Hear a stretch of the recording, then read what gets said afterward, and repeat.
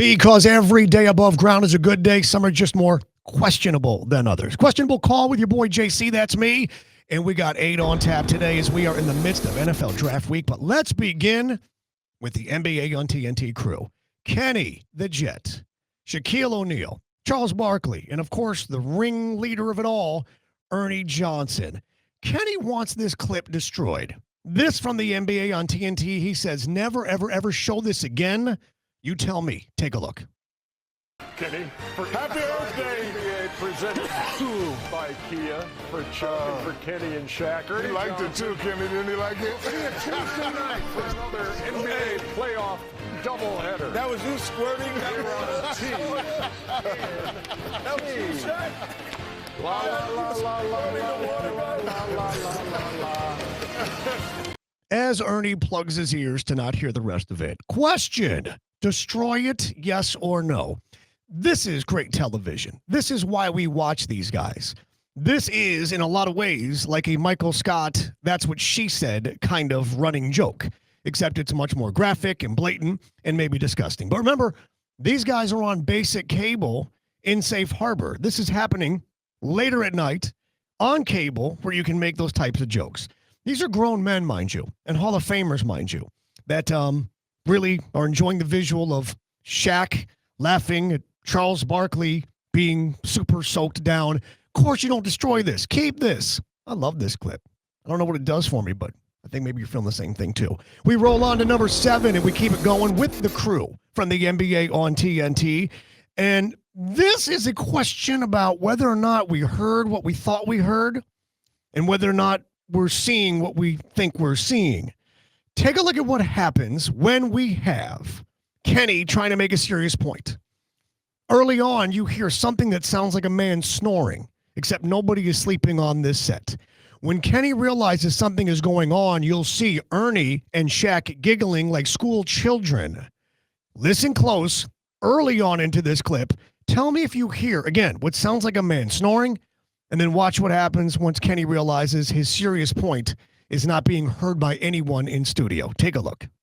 Your first playoff is very interesting. Sometimes it's beneficial for some guys, but it's always interesting, meaning like if you're playing the same team on multiple times and then you're staying in the city. What do y'all got? What y'all got playing? What do y'all got playing? Dude's got some indigestion going on.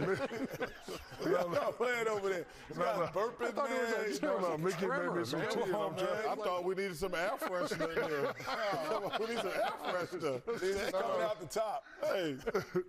Mickey made me some tea that's making me burp. Damn. I didn't know you could talk out of both directions. Hey, Slice, over here talking out of both directions.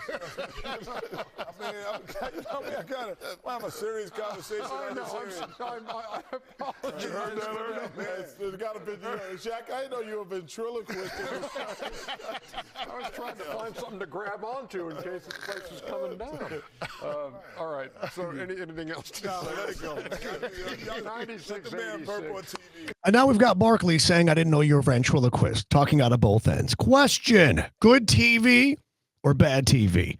This is why we watch these guys. This is why they are the best studio show in sports, of any sport.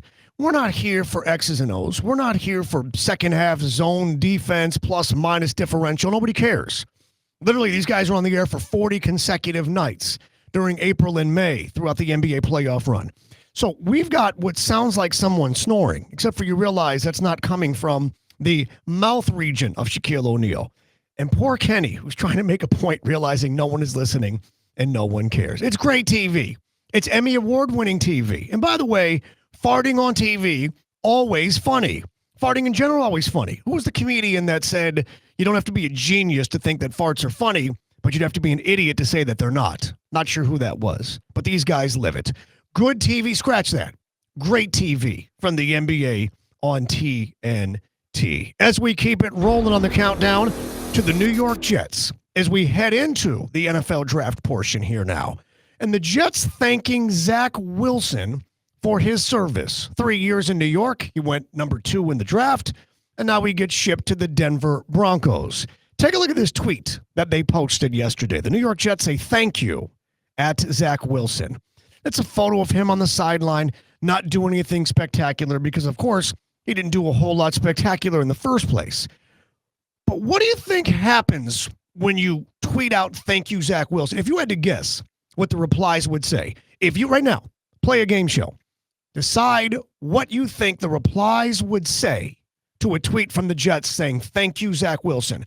What might the obvious reply be? Take a look. Here's a video that I shot, screenshot. For what? Oh, well, the over-under is 18 million and a half. For what? For what? How many for whats? For what exactly are we going to see?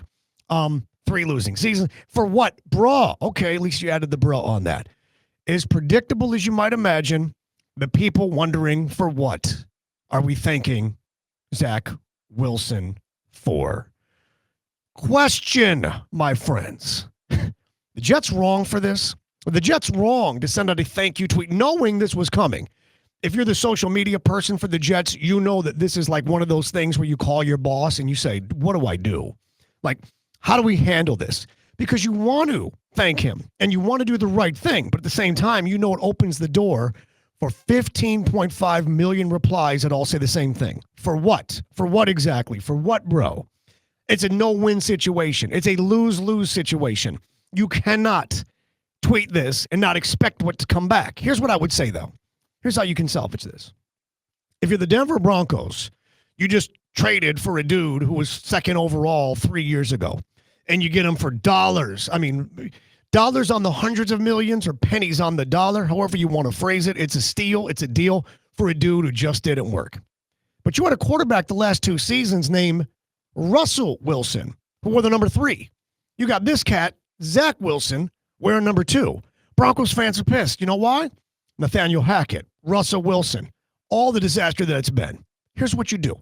You make Zach Wilson wear the number 3, so all those jerseys that those idiots bought the last 2 off seasons are still somewhat relevant. Apply. You can still sell them in the gift shop. It doesn't say Russell. Make him wear the number 3 in Denver, and then the Russell Wilson jerseys work for Zach Wilson. And by the way, the hell's a quarterback wearing number 3 for? Like, shouldn't you wear 6 or 7 or 8? 3 says, yeah, this drive's going to stall. We're going to kick a field goal. Let's try and get 3 on this drive. Why would you wear the number 3? Regardless, question answered. Jets aren't wrong. They just couldn't win. We roll on in the countdown to number 5, presented by Twin Peaks. Each drink scenic views, 29-degree beer. And by the way, for the NFL draft, imagine yourself at Twin Peaks. You got the draft right in the middle. Both NBA games happening over on one side. Both NHL games happening on the other side. You watch it all at once with 29-degree beer in your UFC fight headquarters, Twin Peaks. The Chargers are in the middle of the narrative question, what's if drama of the week. We know they got a new head coach, Jim Harbaugh. We know they got a franchise quarterback in Justin Herbert. So why exactly are the Chargers in conversation to be drafting not just a quarterback, but also taking J.J. McCarthy from Michigan? Listen to this craziness that is proposed that Adam Schefter says, I'll take it from here. Here's Schefter on Get Up. Ago and asked, could this be? Would anybody in Los Angeles consider taking J.J. McCarthy with Jim Harbaugh, saying he's the best quarterback in this draft, the best quarterback in Michigan history, the best pro day he's ever seen any player have? You couldn't be any more effusive in a player the way that Jim Harbaugh has spoken about J.J. McCarthy. And the way it was told to me a month ago was that no new money in Justin Herbert's contract is kicked in. To trade him would cost them well over $100 million, which would be the largest cap charge in history. You'd be absorbing the largest cap charge in NFL history to trade one of the elite young quarterback talents. Like, it doesn't make sense for as much as you would get back. And I don't understand how those odds have gone up like that. Is this some sort of gimmick? Is this some sort of thing where they're trying to attract people to get some back? I don't understand it. So there's Adam Schefter on Get Up saying this is utterly ridiculous and insane financially and all things considered. Justin Herbert, franchise quarterback, young guy. Yeah, the Chargers are undergoing a little bit of a rebuild. They did trade away primary weapons. They allowed them to leave in wide receiver position. But when he mentions the odds, take a look, because this is a shot of the odds for the opening line. Okay, the opening line being 100-1 that the Los Angeles, when it says A, that means American Football Conference, AFC, that means Chargers, would take a quarterback with their first draft pick. If you bet $100, it would pay 100 times that. Do the math. That's $10,000. But then Tuesday, that number comes all the way down to 15-1. And then currently, we're at 6-1. For line movement like that, something's not right. For line movement like that, what you're saying is major money is coming in, or we're trying to trick people to try to get in on something, making them think that something is happening that it's not. This is insanity. Question: will McCarthy be a Charger? No. Not now, anyway. That's not to say he won't in 3 years. We just talked about Zach Wilson. Because guess what? 3 years ago, if you would have said, will Zach Wilson be a Denver Bronco? You'd have said, absolutely not. You would have said, would Trey Lance be a Dallas Cowboy? You said, what are you, high? These dudes went 2 and 3 in the top 5. Why in the world would they be? Because things don't work out. J.J. McCarthy may become a Charger, but it will be because he didn't work out wherever it is he's going. Jim Harbaugh's crazy. We get that. We understand that he's a couple sandwiches short of a picnic. Harbaugh's crazy, but how much juice does he have to tell the Spanos family, here's what we're going to do. We're going to blow $100+ million in dead cap money because I want my quarterback that I had in college. McCarthy may become a Charger, but it's not going to be Thursday night. As we roll on to number 4 in the countdown, courtesy of Sunfest. May 3rd through the 5th, right here, downtown West Palm Beach. Get your tickets now, sunfest.com. Nelly, Shaggy on Friday, Cole Swindell on Saturday, Third Eye Blind, Revolution on Sunday. It's the absolute best, sunfest.com. Todd McShay goes on the Pardon My Take podcast with the Barstool Boys, and he's talking about the OG of the NFL draft, Mel Kiper Jr. Mel Kiper Jr. literally invented the NFL draft as entertainment, as engagement. He is the originator of the draft being business, let alone broadcast. Did they do the draft before Mel Kiper? Yes. Did anybody try to guess who was going to go where or get information in advance or try to project? No. Mel Kiper invented this. Take a listen to Todd McShay on the Pardon My Take podcast talking about just how old school the OG Mel Kiper actually is. You can tell me if this is wrong or a little off. Mel Kiper doesn't own a cell phone and he has 5 house phones? Yes. So let's pull this up. You ready? What? I've got 1, 2, 3, 4 different numbers for Mel. And if I want to text, I was just texting the other. If I want to get through to Mel, look at all these texts. Right? What are they? It's to Kim. It's to Kim. Oh, okay. All right. So it's to his wife. And Kim writes back, hey, Todd, how are you? Yeah, I'll ask him. I'm sure he'll get back to you today. I'm like, all right, great. So, like, I've got to work through, and I always bust him on that. And the problem is you call the house, and Kim will pick up. And like, hey, and I'll talk to Kim for like 10 minutes before I even get to Mel. And then Mel will pick up from a different landline. Question: which is more old school? Having no cell phone or having multiple landline numbers? Not just landline phones in your house, but landline numbers. This is insane to me. This is absolutely insane to me. First of all, I love the idea that McShay calling because he's got to call Mel Kiper at home to be like, hey, I heard that maybe San Diego's looking to make a move. But instead, the wife answers the phone. And she's like, how are you? And he's got to talk about the weather and wherever they are in Baltimore. And then the dog went to the vet. He's got obstruction in his bowels and he can't pass. Like, can you imagine? You're just trying to get, for us, it's a simple text message, right? For the rest of us, it's a simple little text. But he's got to call a landline and then talk to the wife about the weather and the dog and then whatever else is and what they had for supper. And then he can get Mel on the phone who picks up from another house phone somewhere within the house. It is old school to have a landline. It is. It's old school. And it's a good idea, by the way, especially if you live here in South Florida like we do, where there's hurricanes. Because remember, when the power goes out, your landline phone still works. I know that from doing hurricane coverage. It's old school to have a landline. It is super duper duper old school to not have a cell phone, especially when you are an insider, especially when you're someone who's communicating with GMs and team personnel and all kinds of others, like up to the second information. He's sitting at home. Why do you have multiple house phone lines? Like, why would you need multiple numbers for that? Do you not have call waiting? Or is it a case of I got the Chargers on line 1 and then I got San Diego State on line 2? How does that work? Which is more old school? Not having a cell phone, clearly. By the way, I didn't have a cell phone until like my late 20s. It's just by choice. Plus also the timing thereof. Let's continue on to number 3. And it comes to us courtesy of, speaking of old school, the mall. Remember going to the shopping mall? Remember when you would go to the mall to hang out with your friends? You go to the mall, hang out in the food court, not even maybe buy anything, but loiter, go see the. It was somewhere to be, something to do. It's where the people were, the action was in the old school local mall. Take a look at this video, please. This is a mall in Iowa, and these are people who are pole vaulting.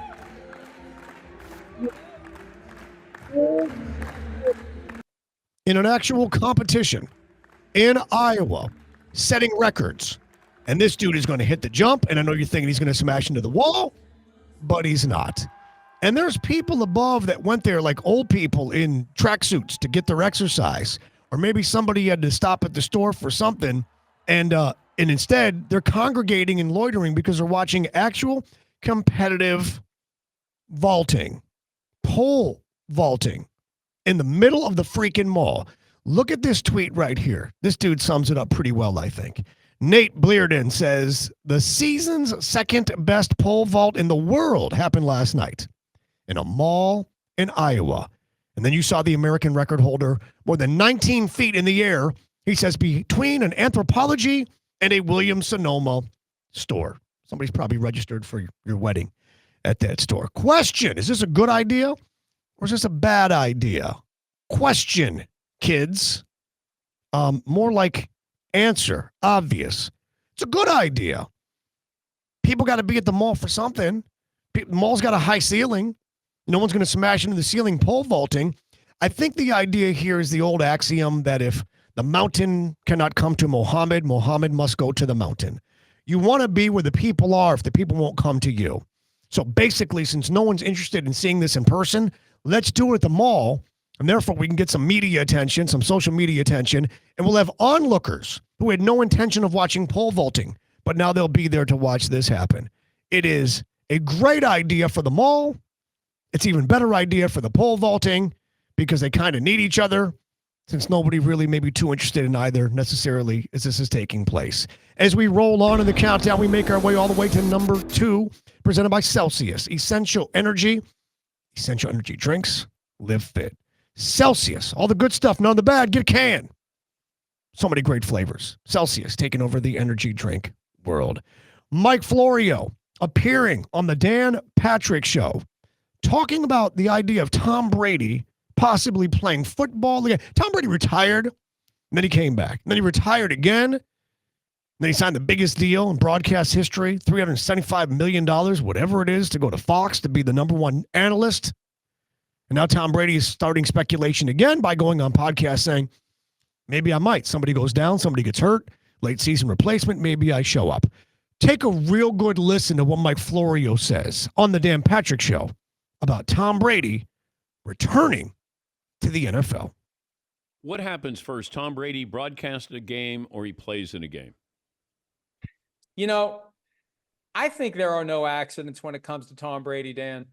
And for him to come out and say, after declaring last year, he's done and he's never coming back, he just kind of casually drops the turd in the punch bowl of, hey, what if somebody gets injured during the season? Oh, I wouldn't be opposed to that. Wait, what? I wouldn't be opposed to coming back and playing. Are you kidding me? That was huge. And again, I don't think it was something that just flew out of his mouth. I think he's ready to come back. And I think that was his trial balloon to see if anyone will call him. Just a couple of weeks before the draft, plenty of teams looking for quarterbacks. What if Sean Payton doesn't get the guy he wants? It was Payton and Brady 2 years ago that were tied together to go to Miami. The Dolphins lost a first-round pick over it because they were tampering with both guys. So I think Brady wants to come back, but he wants to be pursued. And he's put it out there that he wants to be pursued. So I think there's a chance that he never gets in the booth at all, at least not this. That's crazy, but it's also reasonable. Question: will Brady play again? Starting to feel like he might, because as much as the television thing pays well, he doesn't need the money. And as much exposure as it is, being the primetime guy, he doesn't need that either. Tom Brady's a competitor, one of the great competitors of all time. And what do competitors love to do? Compete. He's already facing a whole lot of criticism about whether or not he'll be good at this, about a question about, well, you know, he is replacing a dude who wasn't supposed to be good, who was really good, and so should they be replacing him at all? Tom Brady will never not want to play football. It's just a matter of whether or not he knows he can still compete and his body will allow him. And we've seen many champions try to do it well past their prime. He didn't leave past his prime, but he's also a dude that's going to be 47 years old. Will Tom Brady play again? Something tells me no. And as much as we'd love to, it doesn't make sense. It doesn't make sense. He may want to, and teams may want him to, but it just doesn't on any level make sense for a dude at that age, after 2 years off, returning to the National Football League. I just can't see it. By the way, shout out Mike Florio for dropping a turd in a punch bowl. It's a term I don't think I've ever heard before, but I think we'll try and keep that alive here on Questionable Call. And we make it all the way in the countdown to number one. Number one, presented by F1MiamiGP.com, the 2024 Crypto.com Miami Grand Prix, May 3rd through 5th. The best 3 days of racing and party. Get your tickets at F1MiamiGP.com. This comes to us courtesy of the broadcast team. Most of you didn't see or hear this when the Sixers had the historic collapse against the New York Knicks just earlier this week. The Sixers announcers listen very closely as they are talking about winning this game and what postgame will be like in a game that we all know now they actually didn't win. Take a listen. Getting home court advantage by winning one of the two games on the road. Job done. Let's head down to the Turnpike. Lowry splits him. Stay tuned. Post-game live. It's going to be fun. Brunson pushing off. No whistle. Presented by Pure Auto Insurance and our terrific trio. Get that ball. Get it. Have it. Lowry down. DiVincenzo comes away with it. Shot clock at 7. Brunson has missed his last 6 shots. As that one rolls in. And that's the moment they realize, oh, shoot.